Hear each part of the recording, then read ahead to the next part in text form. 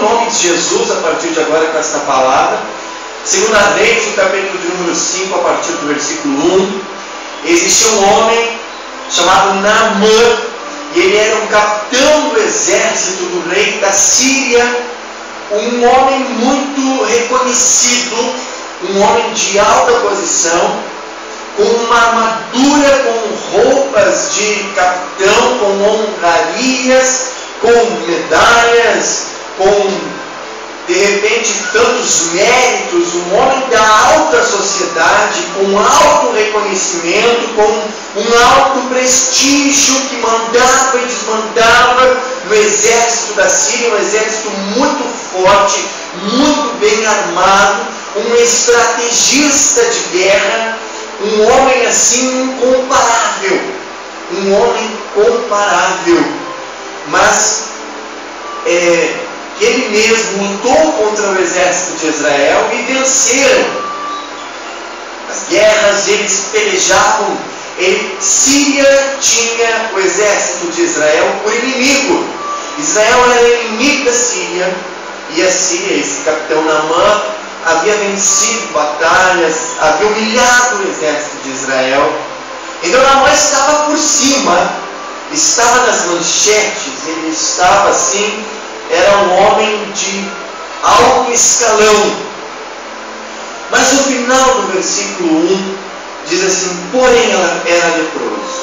O que adianta, né?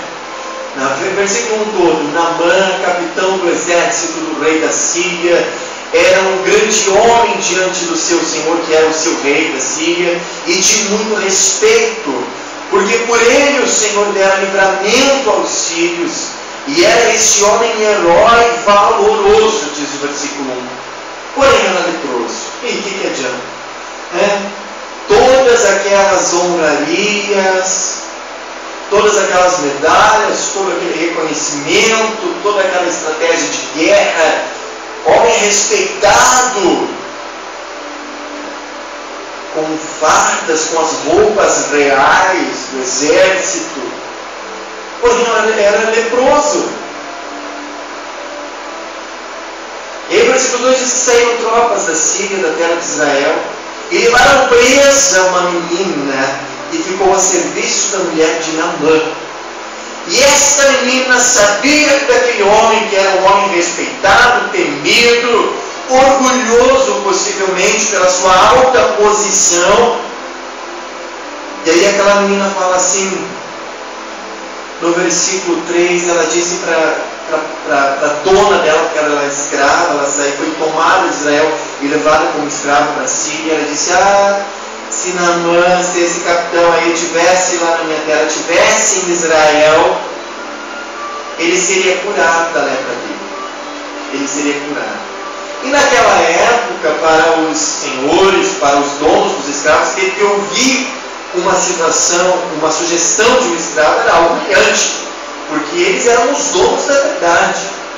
Os senhores, os donos dos escravos, eles eram os donos da verdade. Era eles quem sabia de tudo. Era eles, eu sei, os escravos eram açoitados para não falar, que ficassem calados. Porque o que se podia esperar de um escravo, né? Mas Naamã, aquele orgulho todo, aquela alta posição, teve que ser quebrado. Deus tinha um propósito de salvação para a vida de Naamã. Deus tinha um propósito de salvação para ele, todo aquele orgulho. Deus projetou uma situação para Naamã, porque Deus ama aqueles que estão em alta posição, os orgulhosos, os soberbos. Deus ama essa gente.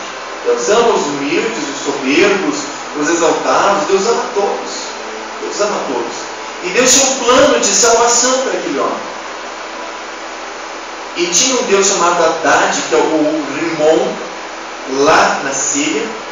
E esse era o Deus da chuva, da tempestade, dos trovões. Deus chamado Rimon, que era um Deus que eles cultuavam esse Deus, né? Que esse Deus era atribuído à questão de tempestades e trovões, assim por diante. Era um Deus, assim, digamos que temido lá na Síria, e Naamã era devoto desse Deus, assim como o rei da Síria também era um falso Deus. Esse Rimon era um falso Deus.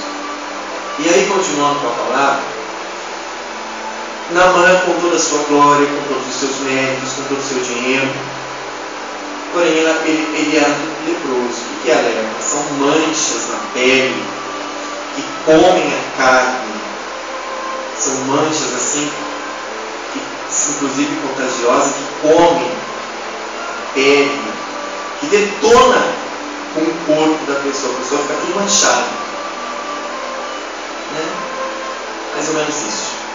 E Naamã se vestia com roupas de capitão, colocava as suas medalhas, assim, nós podemos imaginar isso, pois era um capitão de muito respeito, diz a Bíblia, então nós podemos imaginar que é um capitão de muito respeito. As pessoas deviam ter até medo de falar com Naamã, porque era o capitão do exército, muito respeitado, temido, herói de guerra. Eu acredito que as pessoas nem falavam com ele de medo, porque ele sabia tudo, ele era o cara. E aí a humilde escrava evangeliza lá no país distante, lá na Síria, se você for para Israel você vai ser curado, porque lá tem profeta. Então, nesse primeiro momento começa a decadência deste homem chamado Naamã. Ele começa a descer o primeiro degrau de onde ele está. E a Bíblia diz que Deus humilha os exaltados, e ele estava exaltado. Então ele começa a descer o primeiro degrau, tendo que ouvir o conselho de uma escrava. E ainda de uma escrava da terra inimiga dele. Veja só como são as coisas. Ela tinha sido trazida como escrava de Israel. E ela dá o conselho para que ele fosse para Israel. No lugar, nos inimigos dele, existia cura para ele. O humilhante foi para Naamã ter que ouvir o conselho de uma escrava. E mais humilhante ainda, ter que ir para a terra inimiga que ele havia guerreado, que ele havia destruído, que ele havia feito mal. Ele teve que ir lá para buscar a sua cura. E de repente, você hoje tem pessoas aí que você não gosta na sua volta. De repente tem pessoas aí à tua volta que você não gosta, que você não respeita, que você já fez o mal para essa pessoa, mas você está com problema. E possivelmente a solução para o teu problema está nessa pessoa que você não gosta. Porque o que é um ressentimento? O ressentimento se aloja no orgulho. E o orgulho nada mais é do que uma idolatria à honra. Quando você é desonrado, então você vai ficar ressentido, e esse ressentimento vai se alojar dentro do teu orgulho, e por você ter idolatria à tua honra, você ficará ressentido. E aí Naamã tem que ir para o exército, para a terra dos seus inimigos, para buscar a cura.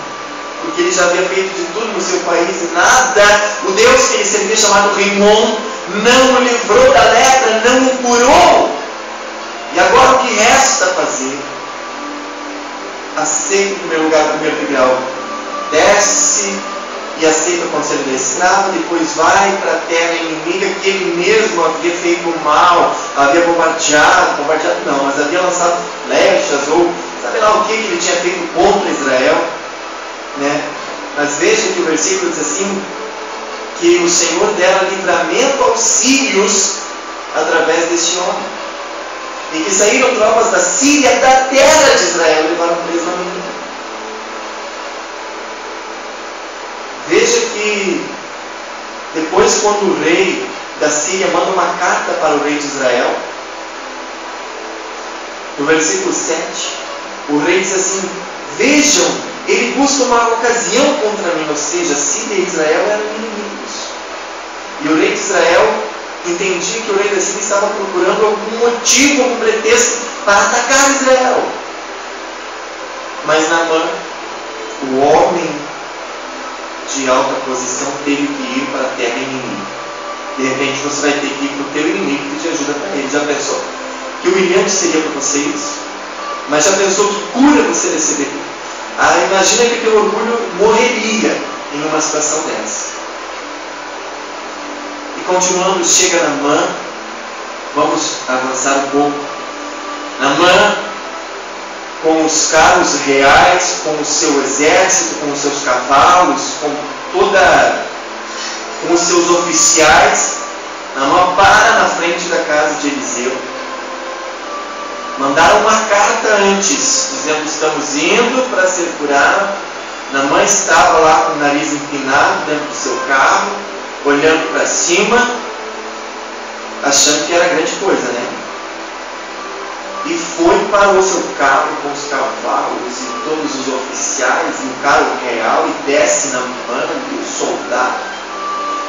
E Naamã esperava que fosse recebido com honrarias. Naamã esperava que o profeta Eliseu estivesse em pé, esperando para receber, para fazer uma alta recepção com honras àquele grande capitão do exército. Mas isso não aconteceu.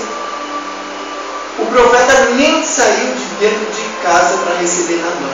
Mandou lá o mensageiro que disse: ó Naamã, quer ser curado? Vá lá e mergulhe 7 vezes no Rio Jordão, e você vai ser curado da tua lepra, dessa doença que está te matando, que está te desonrando, que está trazendo vergonha para você.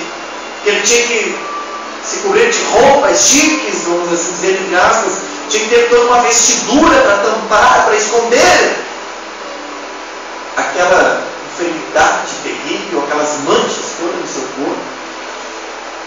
E aí o mensageiro vai lá e diz: ó, Naamã, você vai lá e se banhe, tome banho no Rio Jordão 7 vezes, você vai ser curado. Aí Naamã leva isso Naamã ficar furioso. Em primeiro lugar, porque ele nem foi recebido pelo profeta. Um mensageiro. Naamã não falava com o mensageiro. Quem era ele para falar com o mensageirozinho? Ele tinha que falar com o profeta. O profeta tinha que ficar de pé para falar com ele. Nem sentado, tinha que levantar em pé para falar com o capitão Naamã. Você está entendendo, meu amigo, a alta posição que esse homem tinha? E aí veio um mensageiro para falar com ele. Para ele foi muito humilhante. Fica furioso. E embarcou no seu carro e foi embora. E aí, quando estava indo para casa, os seus subordinados, os seus oficiais sugerem para Naamã: Naamã, ele não te pediu algo difícil. Se ele tivesse pedido algo difícil, você faria. Ele pediu para você algo tão simples. Vai e faça. Aí Naamã cita o nome dos rios que existiam na Síria, rios de águas limpas. E ali o rio onde ele foi mandado era um rio um pouco sujo, um pouco poluído. Mas era o que ele tinha que fazer. E aí vai Naamã, mais um degrau da humilhação, não ser recebido com honra, ser recebido como um homem qualquer, ser desprezado pelo profeta, mais um degrau da humilhação, tem que ouvir outro conselho dos seus súditos, tem que ouvir outro conselho dos seus funcionários, entre aspas, ali, dos caras que estavam ali sob as ordens dele, mais um degrau de humilhação.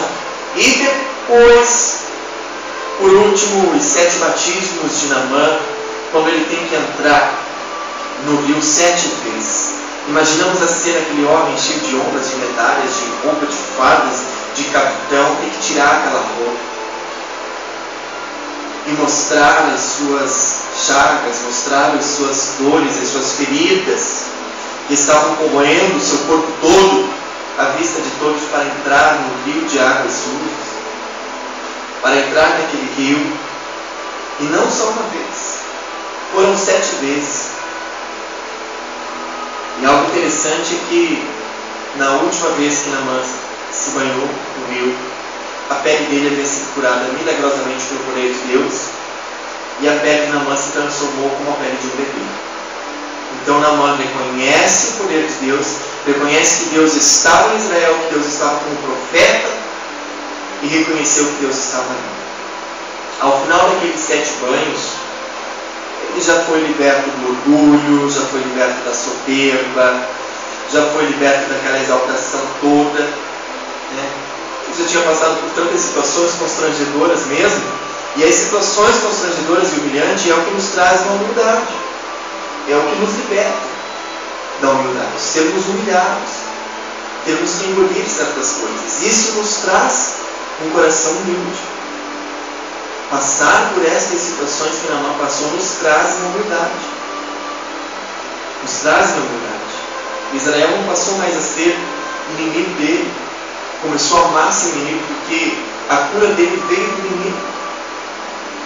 Veja que como Deus faz as coisas, como Deus confunde, como Deus usa os fracos para confundir os fortes, como Deus usa os loucos para confundir os sábios. A palavra de Deus se completa.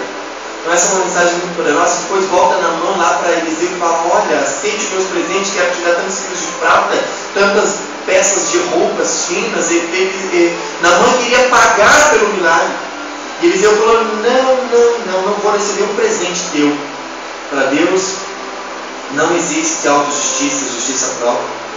Naamã teve que pegar todos os presentes e levar de volta para casa. Porque se Naamã tivesse dado aqueles presentes para o profeta, ele sairia com a cabeça com o nariz empinado de novo. Voltaria a ser orgulhoso, diria: eu fui curado, mas eu paguei, dei todos os presentes para ele, estamos quites. E empinaria o nariz novamente para cima e voltaria para sua terra. Mas o profeta não recebe os presentes, não aceitou. Ou seja, Naamã ficou devendo aquele favor, ficou devendo aquela cura ao Deus de Israel. Ao Deus de Israel. Para o resto de suas vidas ele se lembraria que de graça ele foi curado.